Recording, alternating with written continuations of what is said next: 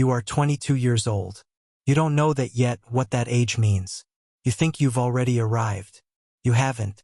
You're standing in a line of 31 other people who think the same thing, all of you holding your orders, all of you in the same $14 haircut, all of you convinced that your particular story is the one that's going to be different.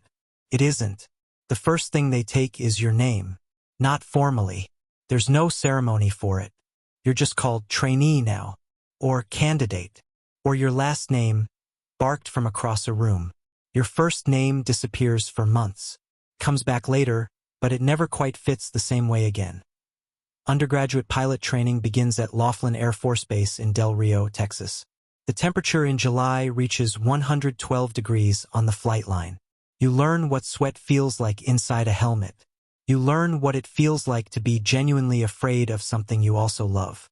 You sit in a T-6 Texan II cockpit for the first time and the instructor tells you something no one had told you before.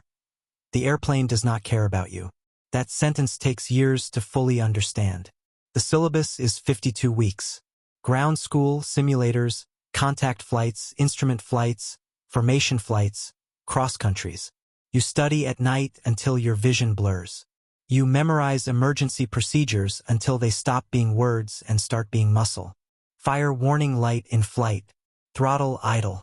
If fire persists, engine shutdown. You say it like a prayer. You say it until it becomes reflex. You say it because the alternative to knowing it is not saying anything at all. 12 people in your class wash out. Some leave quietly. Some argue. One of them, a man from Georgia who was faster in the sim than any of you, simply doesn't show up one morning. No explanation. His locker is empty by noon. You don't ask questions. That's the first unspoken rule. You learn to read the room instead of reading people. You get your wings at the 52-week mark. There's a ceremony. Your family drives in. Your mother pins the wings to your chest and her hands are shaking slightly and you don't say anything about it because yours are too. Then you go to F-16 Introduction to Fighter Fundamentals. FF. 8 weeks in Arizona. The Viper, that's what they call the F-16, is not a forgiving machine. It has a fly-by-wire system, a single engine, and a thrust-to-weight ratio that can exceed 1-to-1 at light fuel states. It will go where you point it faster than your brain can fully process. It was designed that way deliberately. The Air Force spent decades and approximately $35 billion developing a jet that is more capable than most of the people who fly it. You are one of those people. For now. The first time you go supersonic, you are alone in the cockpit at 30,000 feet and the Mach meter ticks past 1.0 and nothing dramatic happens. No sound. No shudder. Just a quiet number on a glass screen. You were expecting something. You don't know what. The feeling, maybe. Instead you get a number. That is the second unspoken rule. The milestone doesn't feel like the movies said it would. The milestone is just the next thing. Your first operational assignment is at Misawa Air Base, Japan. You are a wingman. That's not a rank. It's a position. It means you go where you're told and you talk when you're spoken to and you never, under any circumstances, make your flight lead look bad. Your job is to support, to watch, to learn, and to survive long enough to be trusted with more. Your flight lead has 1,600 hours. You have 310. You feel this gap on every sortie. It lives in the 2-second delay between what you see and what you know. It lives in the radio calls you almost make and then don't. It lives in the debrief where he'll pause the tape and point at a 6-inch positioning error from 38 minutes ago and explain to you calmly and without anger why that error in a different context would have made you a liability. You learn to say Roger very quickly and I don't understand very slowly. The relationship with your flight lead is not a friendship. It is not an adversarial. It is something in between, something the military creates intentionally and that doesn't translate well into civilian life. You will miss it when it's gone. You don't know that yet. You fly with him for 14 months. You go home twice in that time. Your girlfriend calls less. You call back less. It's no one's fault exactly.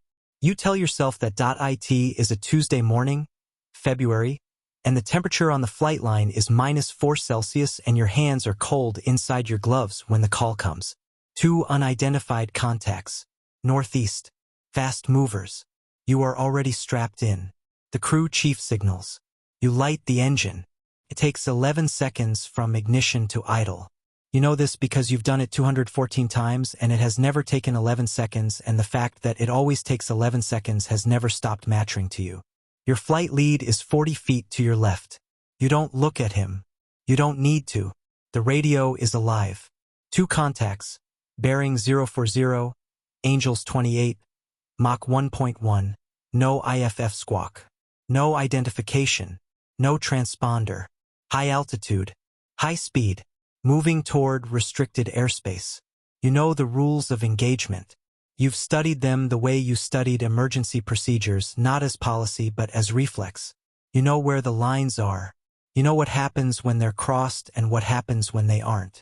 You know that the decision you might have to make in the next 4 minutes has a legal architecture built by lawyers who have never been at 28,000 feet at Mach 1.1 trying to get a visual ID on a contact that does not want to be identified. You push the throttle forward. At 420 knots, the horizon flattens. The clouds below you become geography, texture, not weather.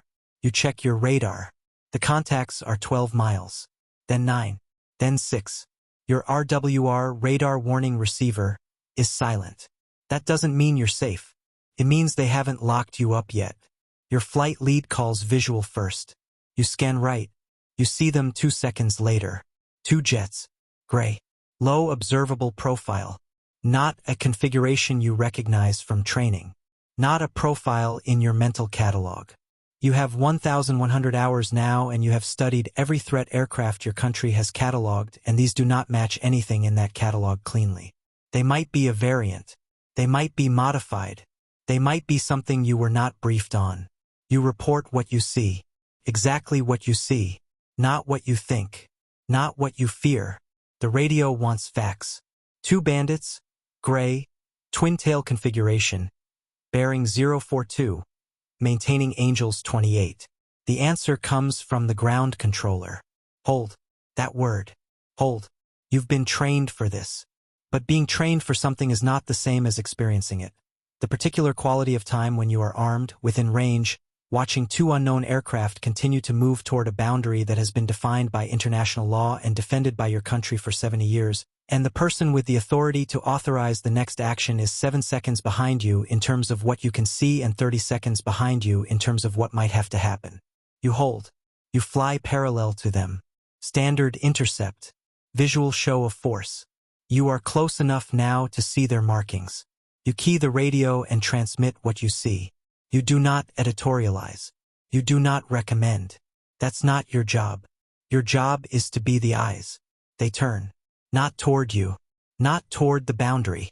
They break left, descend, decelerate. They are leaving. Your flight lead calls it. RTB. Return to base.in. The debrief. It takes 45 minutes to review 8 minutes of flight. The tape is paused 11 times. Positioning, timing, radio discipline, visual scan technique, ROE compliance. Everything is documented. Everything has a form. The form goes into a system. Someone you've never met will read it 6 weeks from now. You don't feel like a hero. You don't feel like anything in particular. You feel tired. You feel the specific tiredness of sustained high alert, which is different from the tiredness of work. It sits behind the eyes and doesn't leave with sleep. You eat dinner alone in the squadron. The cafeteria is fluorescent and the coffee is burned, and someone has left a newspaper on the table from 2 days ago. You don't read it. Years pass the way years do in institutions. Sideways. You don't age so much as accumulate. Flight hours. Certifications. Additional duties. Weapons officer course. Instructor upgrade. You become someone's flight lead. Then someone's instructor. Then the person who sits at the back of the briefing room and watches a 22-year-old stand up in front of a map and talk about a mission with the particular confidence of someone who has not yet been wrong in a way that mattered. You recognize yourself in them. That recognition is not comfortable. The Air Force gives you a medal for the intercept. It is a small medal. There is a brief ceremony. No one outside the base knows about it. The citation is classified. Your parents ask what it was for and you say a mission, and they nod and change the subject because they've learned over the years that the subject changes anyway. Your wife, you're married now, have been for 6 years. Reads the citation before it's locked away. She doesn't say anything. That night she makes dinner and you eat it and you talk about something else.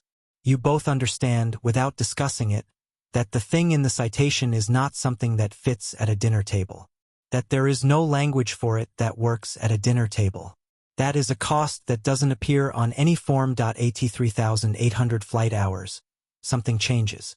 Not in a dramatic way. Not overnight. It's more like a light that's been dimming so gradually you only notice it's gone when you're already in the dark. You sit in a pre-flight briefing and you realize you are listening for errors. Not absorbing the plan, auditing it. You are no longer in the machine. You are watching it from a slight remove. Your call sign, which once felt like an identity, now feels like a name tag. The system hasn't changed. You have, or rather, the system has changed you and you're only now reading the result. You were shaped by an institution that needed something specific from you, and you gave it, and it was real. The skill, the discipline, the sacrifice, all of it was real. But there is a difference between what you were told you were doing and what you were actually doing, and at 3,800 hours, in a beige briefing room with a broken projector bulb and a coffee urn from 2009, the gap between those two things becomes briefly, quietly, unbearably visible. You don't say anything. That's the last unspoken rule. The one that keeps the whole architecture standing. Your separation date is a Thursday. You sign forms. You return your equipment. The ID badge goes into a bin. You drive off the base and the gate closes behind you, and the guard, 22 years old, a different face, the same haircut, is already looking at the next car. The base doesn't notice you leave. It isn't designed to. That's not a failure. That's the point. The system was never about you.